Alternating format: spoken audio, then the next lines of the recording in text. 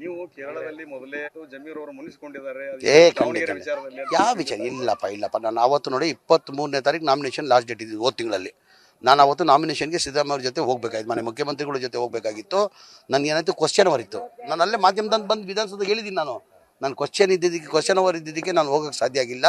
ನಾನು ಪ್ರಚಾರಕ್ಕೆ ಹೋಗ್ತೀನಿ, 100ಕ್ಕೂ ನಮ್ಮ ಪಕ್ಷದ ಅಭ್ಯರ್ಥಿ ಗೆಲ್ಸ್ಕೊಂಡು ಬರ್ತೀನಿ ಅಂತ ಅವತ್ತು ಹೇಳಿದ್ದೀನಿ. ನಾನು ಇವತ್ತೇನು ಮುನ್ಸ್ಕೊಳ್ಳೋದು ಏನಿದೆ, ನಾನು ಮಲ್ಲಿಕಾರ್ಜುನ ಆತ್ಮೀಯ ಸ್ನೇಹಿತರು, ಅವ್ರೇನೋ ಹೇಳಿರ್ಬೋದು, ನಾನು ಬೈತೀನಿ. ಅದೇನಾಗಿದೆ ಅವರು ಹೇಳಿರೋದು ಮಾಧ್ಯಮದಲ್ಲಿ ಸಿಕ್ಕಾಕೊಂಡ್ಬಿಡ್ತು. ನಾನು ಅವ್ರು ಬೈದೇ ಮಾತಾಡೋದು. ನಾವು ಅವರು ಒಂಥರ ನೆನ್ನೆ ಅವ್ರು ಹೇಳಿದ್ದಾರೆ ಮಲ್ಲಿಕಾರ್ಜುನ್ ನನ್ನ ಚಡ್ಡಿ ದೋಸ್ಕೊಳಪ್ಪ ಅವನು ಅಂತ. ಖಂಡಿತ ನಾವು ಫ್ರೆಂಡ್ಶಿಪ್ ಅದೇನೋ ಪಕ್ಕದಲ್ಲಿ ಖಂಡಿತ ನೆನ್ನೆ ಸರಿ ಹೋಗಿದೆ. ಇಲ್ಲ ನಾವು ಏನು ಮಾಡಿದ್ವಿ, ಪ್ರಯತ್ನ ಮಾಡಿದ್ವಿ, ಇಲ್ಲ ಅಂತ ಇಲ್ಲ. ಅದೇನಾಗಿದೆ ಅವತ್ತಿಂದ ಪದ್ಧತಿ ಬಂದಿದೆ.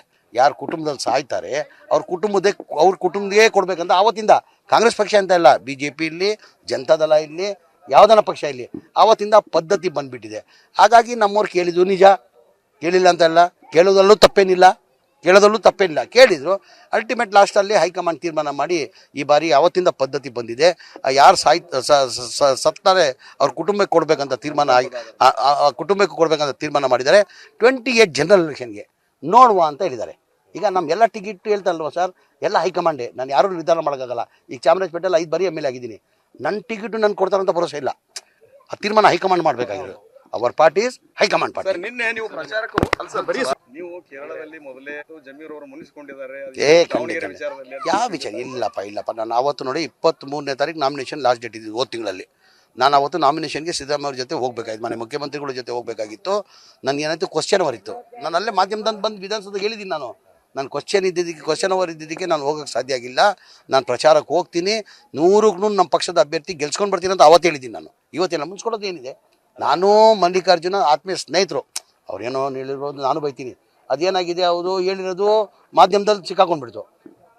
ನಾನು ಅವ್ರು ಬೈದೇ ಮಾತಾಡೋದು. ನಾವು ಅವರು ಒಂಥರ ನೆನ್ನೆ ಅವ್ರು ಹೇಳಿದ್ದಾರೆ ಮಲ್ಲಿಕಾರ್ಜುನ್ ನನ್ನ ಚಡ್ಡಿ ದೋಸ್ಕೊಳಪ್ಪ ಅವನು ಅಂತ. ಖಂಡಿತ ನಾವು ಫ್ರೆಂಡ್ಶಿಪ್ ಅದೇನೋ ಪಕ್ಕದಲ್ಲಿ ಖಂಡಿತ ನೆನ್ನೆ ಸರಿ ಹೋಗಿದೆ. ಇಲ್ಲ ನಾವು ಏನು ಮಾಡಿದ್ವಿ, ಪ್ರಯತ್ನ ಮಾಡಿದ್ವಿ, ಇಲ್ಲ ಅಂತ ಇಲ್ಲ. ಅದೇನಾಗಿದೆ ಅವತ್ತಿಂದ ಪದ್ಧತಿ ಬಂದಿದೆ.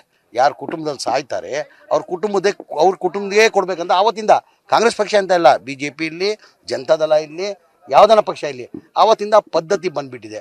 ಹಾಗಾಗಿ ನಮ್ಮವ್ರು ಕೇಳಿದ್ರು ನಿಜ, ಕೇಳಿಲ್ಲ ಅಂತಲ್ಲ, ಕೇಳೋದಲ್ಲೂ ತಪ್ಪೇನಿಲ್ಲ. ಕೇಳಿದರು. ಅಲ್ಟಿಮೇಟ್ ಲಾಸ್ಟಲ್ಲಿ ಹೈಕಮಾಂಡ್ ತೀರ್ಮಾನ ಮಾಡಿ ಈ ಬಾರಿ ಅವತ್ತಿಂದ ಪದ್ಧತಿ ಬಂದಿದೆ. ಯಾರು ಸತ್ತಾರೆ ಅವ್ರ ಕುಟುಂಬಕ್ಕೆ ಕೊಡಬೇಕಂತ ತೀರ್ಮಾನ ಮಾಡಿದ್ದಾರೆ.